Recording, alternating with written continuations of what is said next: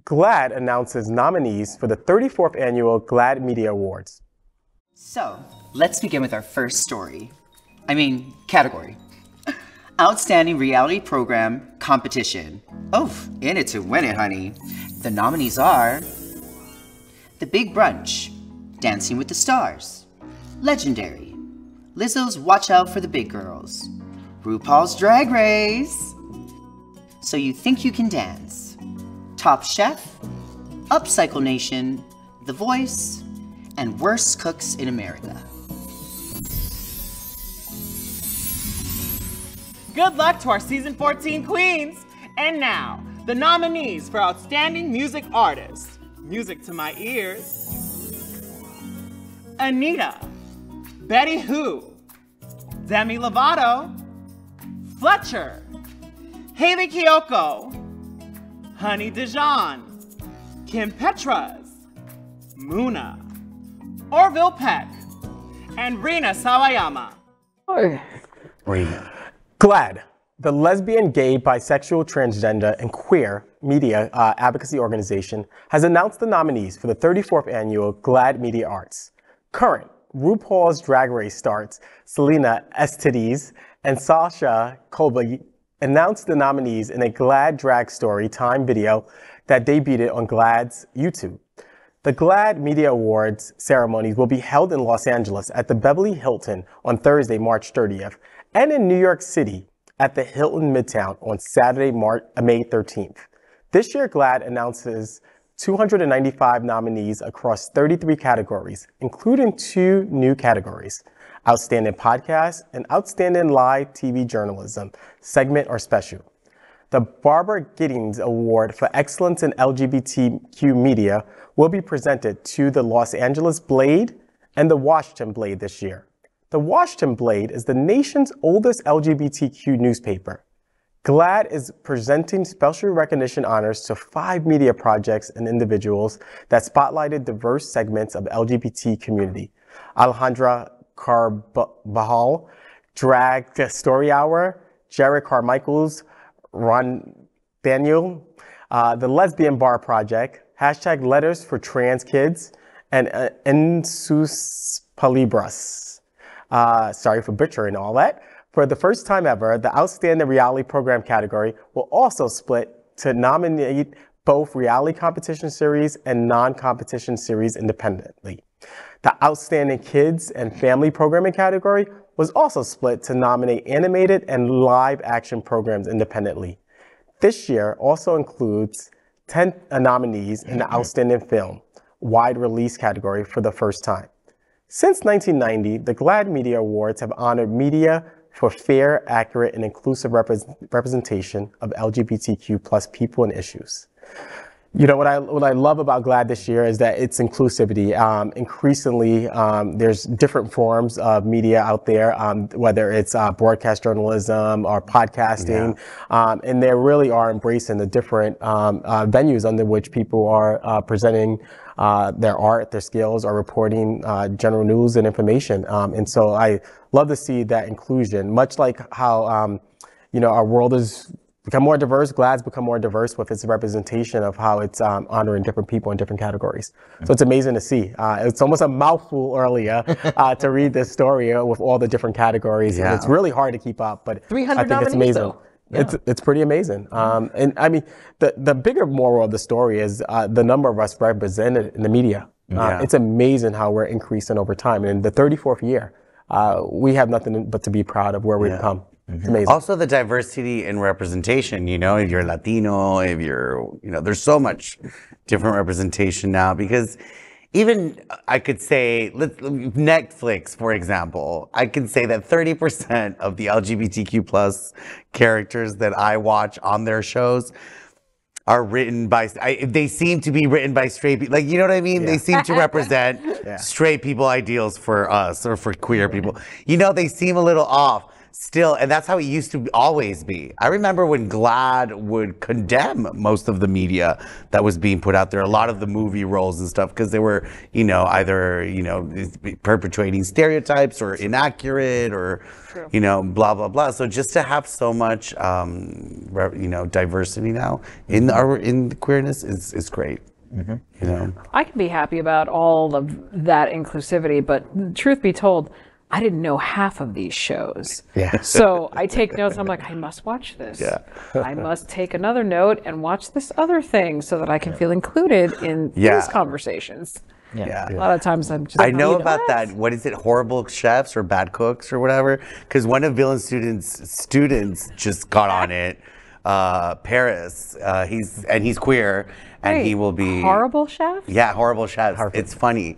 Holy it's a funny cow. show. He just moved to LA because of that show. So take classes at Villain Theater. You know what I mean? Just to mention, it's South Florida talent, so I think it's South Florida queer talent. So I think it's worth noting. And we've talked about Ryan Murphy's speech at the Golden Globes last week or the week prior, that where he thanked everybody and just really shone a spotlight on not only himself, but the people that are building these characters, that are enveloping them.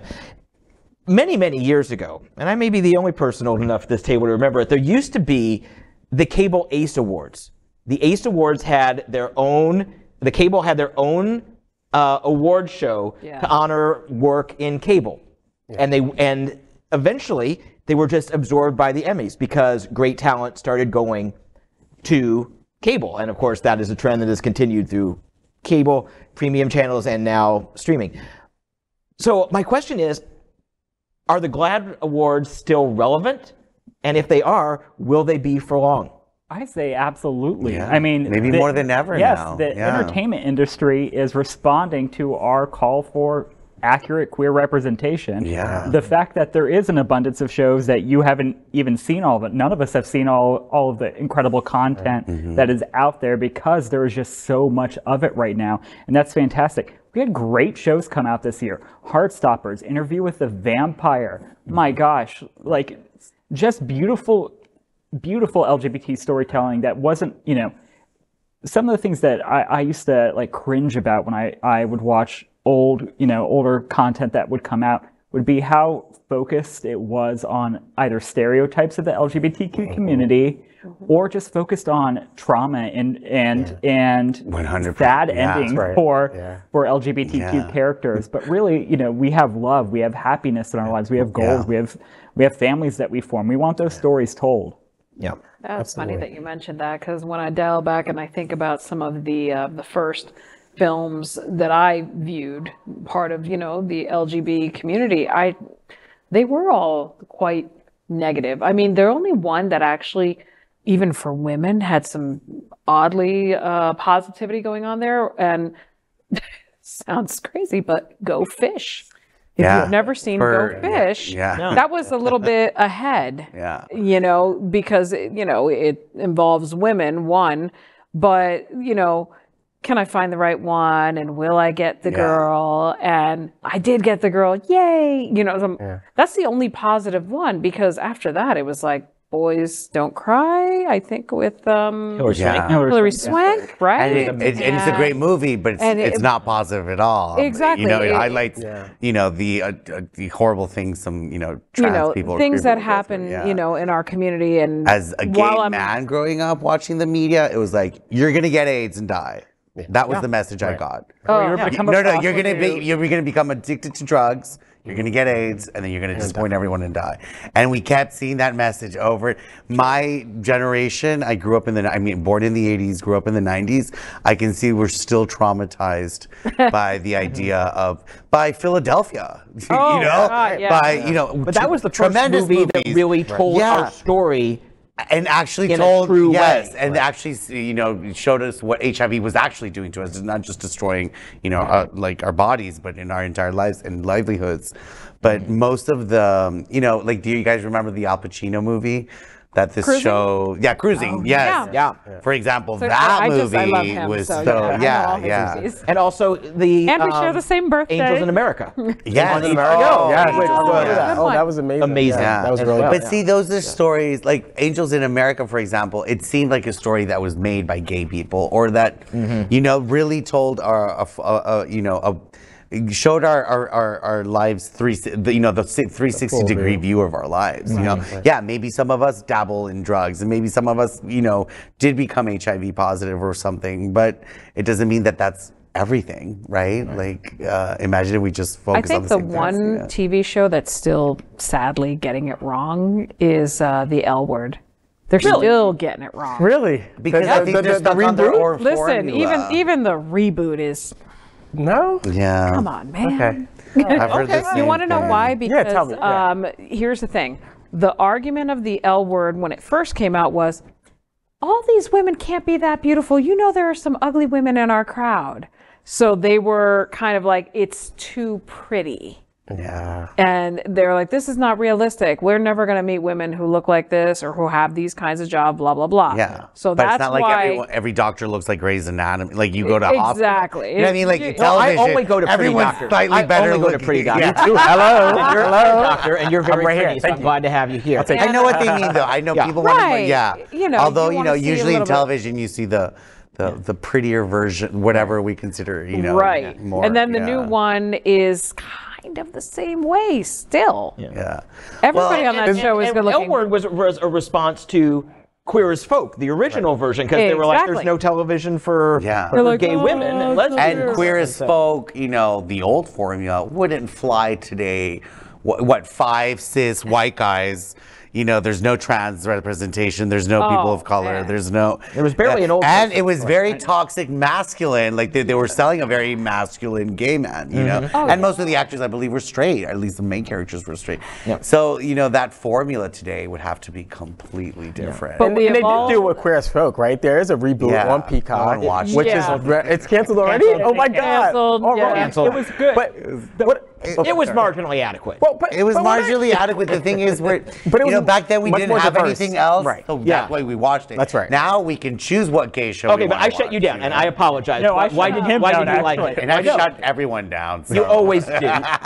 It was more diverse, which was great. The problem I had with it was the whole precipice of the show was around a gay club shooting that was way too close to Pulse. Yeah. And that just did not need to be the inciting factor. That, as a LGBT person in Florida was incredibly uncomfortable to watch and was just hard to have a whole season of a show based on that. Agreed. I think the beauty, though, is that we're talking about this, right? That the diversity of different shows now versus I remember growing up, there was none on TV, quite frankly. And then for me, a little boy from the Bronx, diverse kid from the Bronx, and my dad caught me watching anything that was gay, he would whoop my ass, right? Because he was from the South. Excuse my French. But the beauty is that we're discussing it, right? And that there are these diversity of shows out there. One of that I like, and I had to make a plug for this, is like Love Victor.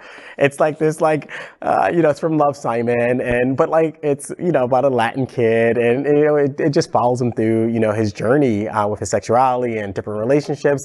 But the beauty is that we have these to talk about, whereas we didn't have them, or we had to search far and few between to find them, or the representation wasn't accurate or correct. And so the beauty is that we can discuss it today. Yeah. Sure. And Pose is good getting luck, it and, right. Yes. And good luck to all the nominees. It's an honor just to be nominated. But also, I'd like to recognize that even though Al is not here, he still managed to get RuPaul into the show. So, watching you, Al. LGBTQ+ news is vital for our community and for the broader world as a whole. We have enough enemies at Fox News. Tucker, Sean, and Lara are loud. We need passionate allies. Happening Out television network, Queer News Tonight, and It's Happening Out are literally out of the closet and into the headlines. Our community needs your support. Like this broadcast and subscribe now to ensure the growth of the entire LGBTQ+ community.